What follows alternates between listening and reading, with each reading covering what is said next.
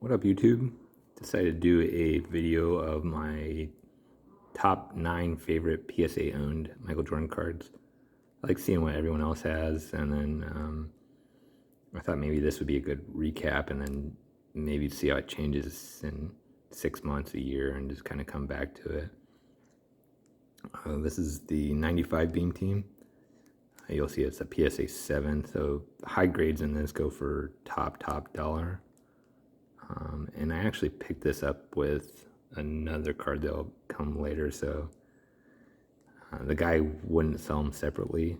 So initially, this wasn't really on my list, but it's actually much cooler than I initially anticipated. Everything down here is a cut, actually, as well as up here, and that's what makes the high grades hard. You can see the E down there. It has some nicks and stuff. And then his face here, it's all see-through on the back. So it's a pretty cool card. But right now I'm going to call this number 9 on my list.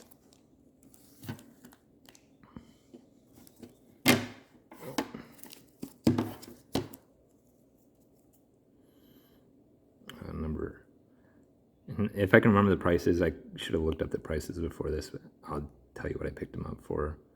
Famous nicknames. These were like, you got 2 of these per box, and series 1, I think. 8. I just want to put this in my set for a decent price before they got really popular. I picked this up for $60. And this is one done by Arena Designs. If you guys don't know much about them, it's a team that made most of the really cool inserts. And this is actually broken glass because they're trying to do like breaking a rim. The NBA didn't initially know what this is or was, and then once they found out, they weren't really too happy and they wanted to recall it, but it already went to print. You can follow them on Instagram, Arena Designs. They made all the Metal Universe cards. And Cardboard Chronicles has an interview with them on Instagram if you want to learn more about them. So that'd be number 8 for me. Flare Anticipation. I think these were 1 per box, so you'd have to open like 10 boxes because there was like 10 cards in the set. And then I have 2 other raw ones that are at PSA right now. So whatever the highest grade is what I'll keep, and then I'll sell the other ones. So hopefully I get a 10. If not, I'm happy. This one's grown on me. I wasn't always like stoked about it.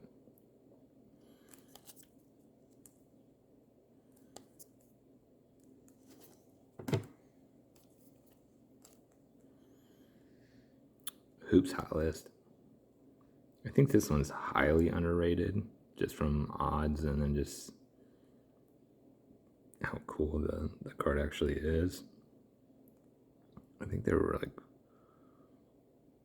might have been like more than 1 per box. Like, it took more than 1 box to just find one.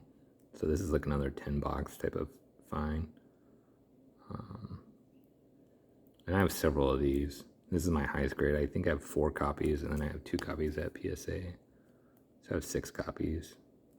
And then I just don't think they're quite at where they should be right now for value-wise. So I'm going to hold the other ones until they kind of move a little bit, and then people just learn about them and figure out how rare they are, and then I'll let them go, the other ones. But I'll keep the 9, or if I get a higher grade. Natural Born Thrillers. I picked this one up probably 3-4 months ago. It's a pricey card. I paid, I think, $1,400 for it after taxes and shipping, and then they've only gone up. It's basically 1 per box. These cards have really caught on. The boxes 6 months ago used to be, you could get a box for $350. Now a box is over $1,000. So trying to pull these, you can get raw copies for $600-800. So if you want to take a gamble and do 800 and then the $75 to grade it, or I guess it would be $150 right now with the price increases.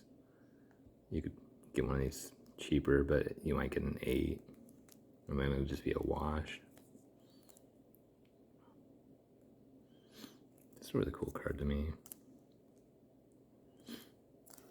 They're pretty rare too. I think the pop on it when I bought it was like 58, and there was 58 above it.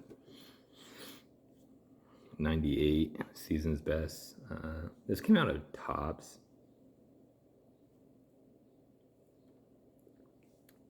And this is actually much cooler in hand than I initially thought it was going to be.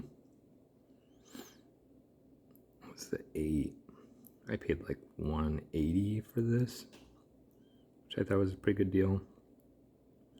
The boxes for this have just gone through the roof. So I think these cards are only going to go up.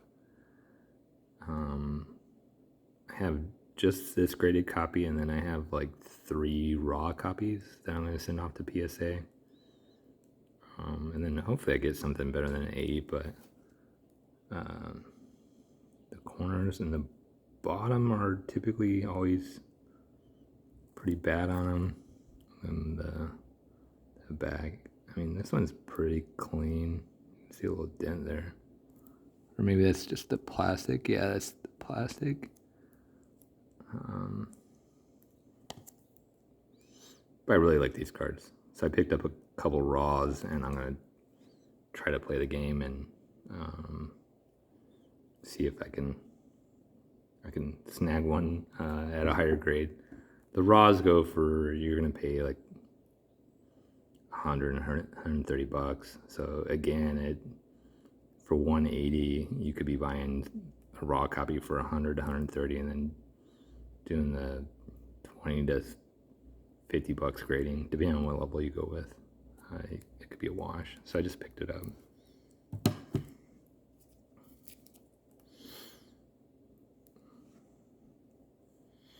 I don't remember how much I paid for this. I have a spreadsheet, Excel, that I keep everything on. I didn't realize how cool these row 1 cards are. I have row 0 of Ray Allen's rookie year. So I knew the row 0s were pretty cool. And then you just have to pay attention to the years. Depending on the year, it's like row 0 or row 1 that has this like extra sparkle or whatever you want to call it.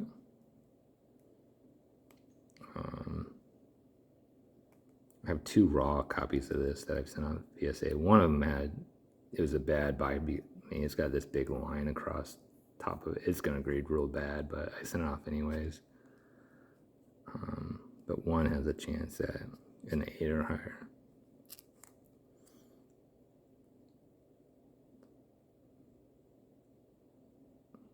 So these are, to me, really cool cards, underrated.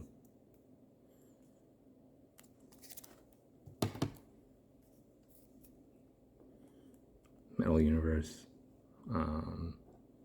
I looked at these cards for a long time. I was trying to buy 8. And probably for 3 months, my high bid was $150. And I'd bid on every 8. And I'd get paid by like $10. And then the price just, it moved up like another $20. The 8s started going for $180, $190, and it was a little more than I wanted to pay for it. Because I think you still get everything.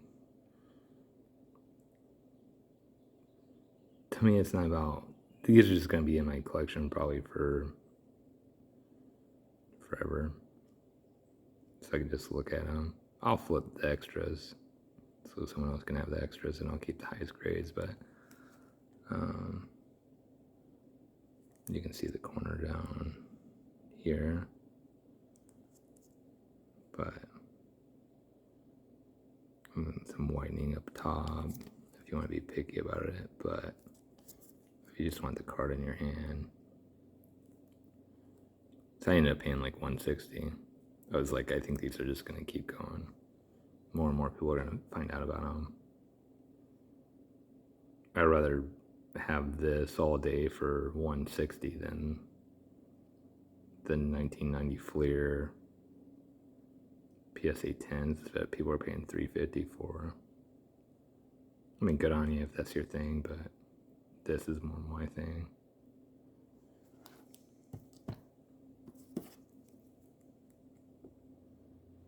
Scoring Kings.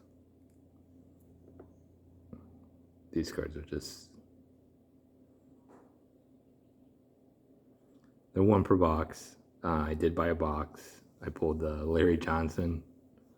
And I was going to wait before buying a Jordan to see if I pulled one, because I kind of like doing it the old school way. Is pulling them and submitting them. And then it's... to me, there's just something to that. And I have a bunch of Jordans and binders that are probably $5 base cards from the 90s that I flip through every once in a while. I'm really glad I pulled the trigger on this when I did. It was pricey at the time. It was probably... I forget. I think it was like around $800, which is crazy to say. But they've only gone up. And these are pretty hard to... they're pretty fragile right out of the boxes, the material they're made on. The corners are a little soft on this copy.